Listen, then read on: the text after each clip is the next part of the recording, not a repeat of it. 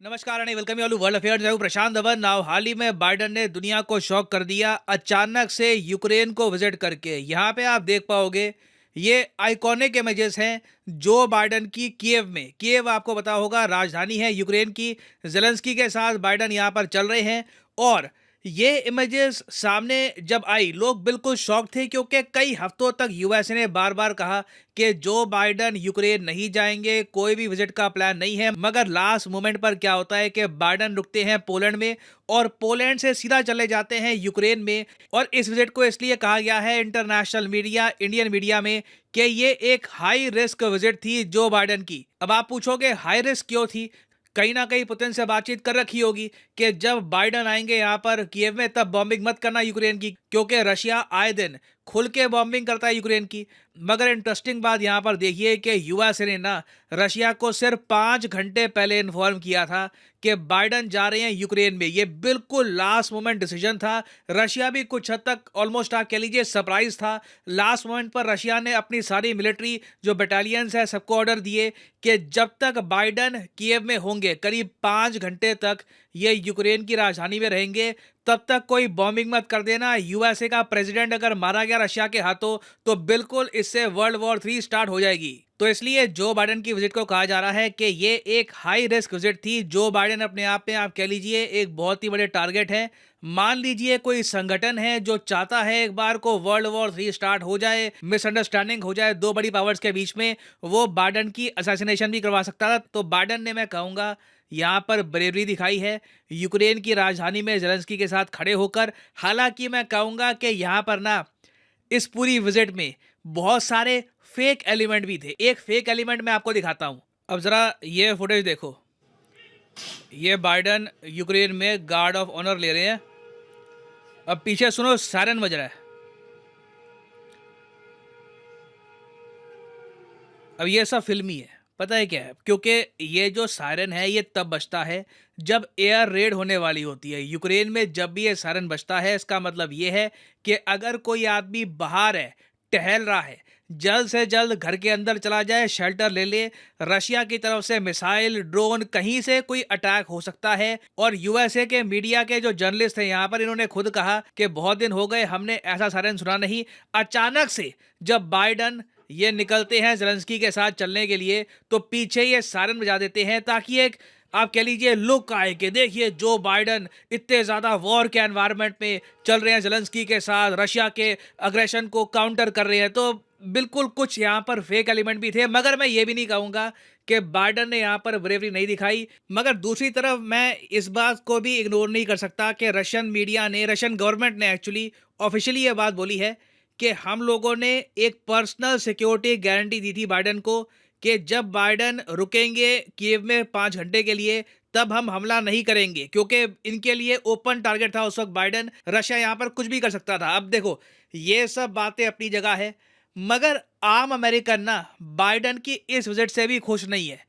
और अब तो देखिए खुल के बात हो रही है कि यूक्रेन में कितना ज़्यादा यूएस गवर्नमेंट खर्च रही है। ये बात हम ऑलरेडी जानते हैं कि यूएसए की गवर्नमेंट ने अप्रूव कर रखे हैं 113 बिलियन डॉलर्स एड के लिए फॉर यूक्रेन। बाइडन ये भी कह चुके हैं कि यूक्रेन में जो कई लोग हैं जो रशिया की आर्मी के अगेंस्ट लड़ रहे हैं ना, उनमें से कई इंजर हो गए, कई बूढ़े हो गए जो अब नहीं लड़ सकते, उनको यूएसए पेंशन भी प्रोवाइड करेगा। आप सोच कर देखिए, यूएस कोई और कंट्री, अलग गवर्नमेंट है वहां पर, वो किसी और कंट्री में जाकर पेंशन भी देंगे। और एक बार को आप एक ऐसी आर्ग्यूमेंट दे सकते हो कि देखो यूएसए का लंबे समय से सपना था कि रशिया को डैमेज करना, ये यूक्रेन के लोग खुद कर रहे हैं।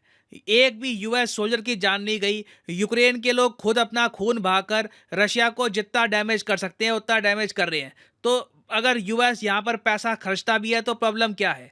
देखो यूएस की जनता को मेन कंसर्न ये भी है कि जो भी पैसा यूएस अपनी तरफ से देगा यूक्रेन को पेंशन के नाम पे या और जो फंड्स होंगे, क्या ये यूक्रेन की आम जनता तक पहुंचेंगे भी, या फिर यहाँ पे करप्शन हो जाएगा? क्योंकि यहाँ पे आप देख पाओगे यूएसए का मीडिया, यूएसए टुडे ही क्वेश्चन रेस कर रहा है कि यूएसए ने बिलियंस तो खर्च दिए यूक्रेन वॉर में, मगर क्या ये पैसा करप्ट जेबों में लैंड कर रहा है? यूक्रेन के आम सैनिकों तक क्या ये पैसा पहुंच भी रहा है? और फाइनली ना अब बाइडन की ये जो विजिट थी ये अवॉइड भी की जा सकती थी, क्योंकि इस विजिट से ना आप अगर सोच कर देखो अकॉम्प्लिश क्या हुआ है। रशिया ने ठीक है अटैक नहीं किया जब तक बाइडेन थे, नहीं तो सिचुएशन कहीं और पहुंच जाती, बट रशिया को अब ऑब्वियसली अग्रेसिव रिस्पॉन्स देना होगा यूक्रेन के अगेंस्ट। और इसलिए पुतिन ने एक लाइव टेलीकास्ट में, जैसे ही बाइडेन की विजिट खत्म हुई, बाइडेन वापस चले गए पोलैंड में या पोलैंड से वापस जाएंगे यूएसए में, तो पुतिन ने एक लाइव टेलीकास्ट किया और ये कहा कि रशिया ने हमेशा वॉर को अवॉइड करने की कोशिश करी थी, मगर जो पश्चिमी देश हैं ये हमेशा रशिया को अटैक करना चाहते थे, बट ये कभी भी रशिया को हरा नहीं पाएंगे, ये कहा है पुतिन ने। और आगे पुतिन ने यह भी अनाउंस किया है कि जो स्टार्ट न्यूक्लियर आर्म्स ट्रीटी थी ये भी रशिया बिल्कुल सस्पेंड कर रहा है। ये जान लो कि ये स्टार्ट ट्रीटी क्या है और ये बने रहना कितना इंपॉर्टेंट था वर्ल्ड पीस के लिए। देखो 1945 में यूएसए ने 2 एटॉमिक बॉम्ब गिरे जापान पर, हिरोशिमा नागासाकी में। उसके 4 साल के अंदर अंदर यूएसएसआर ने अपना पहला न्यूक्लियर टेस्ट कर लिया। ये जो 4 साल थे यूएसएसआर के लिए बहुत ज़्यादा आप कह लीजिए नर्वसनेस से भरे हुए थे, क्योंकि इनको पता नहीं था कि यूएस ने जो जापान के साथ किया है इनके साथ भी कर दे। तो फाइनली जब यूएसएसआर ने 1949 में अपना पहला न्यूक्लियर टेस्ट किया, इनके लिए एक बहुत ही ज़्यादा रिलीफ की बात थी। और जैसे यूएसएसआर के पास भी न्यूक्लियर बॉम्ब आ गए, इन्होंने बहुत सारे मिसाइल्स बनाए, इंटरकॉन्टिनेंटल बैलिस्टिक मिसाइल्स, और ये सारे मिसाइल्स हमेशा डिप्लॉयड रहते थे। कभी भी यूएसए की तरफ से अगर अटैक हुआ तो रशिया वापस अटैक कर देगा। तो ये सिचुएशन को काम करने के लिए, ट्रस्ट बिल्ड करने के लिए स्टार्ट कॉन्सेप्ट टेबल पे लाया गया। और स्टार्ट की एक फुल फॉर्म भी है स्ट्रेटेजिक आर्म्स रिडक्शन ट्रीटी। इस पर देखिए बात यह करी गई कि धीरे धीरे रशिया और यूएसए अपने न्यूक्लियर वेपन्स कम करेंगे, ताकि कल को भगवान ना करे अगर मान लो न्यूक्लियर वॉर होती भी है तो पूरा प्लैनेट डिस्ट्रॉय ना हो जाए। दूसरी बात, हमेशा जो डिप्लॉयड मिसाइल्स है ना उसमें एक लिमिट होगी कि इससे ज़्यादा मिसाइल्स आप डिप्लॉय नहीं कर सकते। और स्टार्ट ट्रीटी भी 2 टाइप की थी, एक स्टार्ट 1 थी, फिर मोस्ट रिसेंटली जो साइन करी गई है ये थी स्टार्ट 2। यहाँ पे आप देख पाओगे न्यू स्टार्ट ट्रीटी। इसके बारे में यूएस और रशिया ने हाल ही में एक आप कह लीजिए सहमति बनाई थी 2021 में, और ये कहा था कि 5 साल तक नई स्टार्ट ट्रीटी पे काम करेंगे। इसके अंदर बहुत सारी रिस्ट्रिक्शंस थी, जैसे कि बस 700 डिप्लॉयड इंटरकॉन्टिनेंटल बैलिस्टिक मिसाइल्स होंगे, बस इससे ज्यादा मिसाइल्स दोनों कंट्रीज डिप्लॉय नहीं करेंगी। दोनों कंट्रीज लगातार टेस्ट करेंगे एक दूसरे को कि आपने कितने मिसाइल्स डिप्लॉय कर रखे हैं, न्यूक्लियर वॉरहेड कितने रेडी है आपके पास, ताकि एक आप कह लो ट्रस्ट बिल्डअप हो, जिससे दोनों कंट्रीज कुछ हद तक सिक्योर फील करे। मगर रशिया ने कहा है कि अब ये जो स्टार्ट ट्रीटी है ना इसको भी हम सस्पेंड कर रहे हैं। तो बाइडेन की विजिट ने कुछ अकॉम्प्लिश नहीं किया यहाँ पर। आप ये कह सकते हैं कि बाइडेन का जो वोटर बेस है यूएसए में वो खुश हो रहा होगा कि हमारे प्रेसिडेंट ने ब्रेवरी दिखाई है, बट ग्राउंड लेवल पर रशिया और ज़रा अग्रेसिव हो चुका है।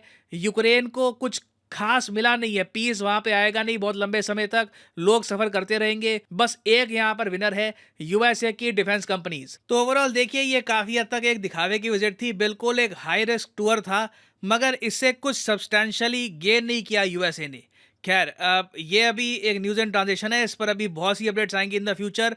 रशिया एक बहुत ही बड़ी न्यूक्लियर ड्रिल की भी बात कर रहा है। वो ड्रिल जैसे ही होगी उस पर मैं एक शॉर्ट या फिर वीडियो आपके लिए ले आऊंगा बाद में। और हाँ, फाइनली आपके लिए इंपॉर्टेंट मैसेज, अनअकैडमी एक मैसिव सेल लेके आया है, 30% डिस्काउंट की sale on UPSC courses. Usually ये सेल होती है 10% की, पहली बार अनअकैडमी की 30% सेल शुरू हुई है। आपको सिंपली यहाँ पर कमेंट सेक्शन में जाना है और यहाँ पे आपको एक पिन्ड कमेंट में लिंक मिलेगा। इस लिंक पे यहाँ पे आप क्लिक करोगे तो आप परचेज कर पाओगे अनअकैडमी का कॉम्बो पैकेज, जिसके अंदर यूपीएससी प्रीलिम्स, मेंस, ऑप्शनल तीनों की ही तैयारी आपकी इकट्ठी हो जाती है। और याद रखिएगा ये एक आइकॉनिक कोर्स है, तो मतलब कि आपको लाइव क्लास मिलेगी, आपको पर्सनल कोच भी मिलेगा जो आपको मोटिवेट करेगा कि प्रॉपरली ये कोर्स आपको फॉलो करना है। तो सिंपली यहाँ पर क्लिक करिए पिक ए प्लान पर और यहाँ पे आप परचेज कर सकते हैं अनअकैडमी ये कोर्सेज। फॉर एग्जांपल मान लीजिए अभी आप एक कॉलेज स्टूडेंट हैं, अभी आपके पास 2-3 साल का टाइम है, 2024-25 में आपको एक प्रॉपर अटेम्प्ट देना है यूपीएससी का, तो जो 24 महीने का कोर्स है ये आप कर सकते हैं परचेज। मगर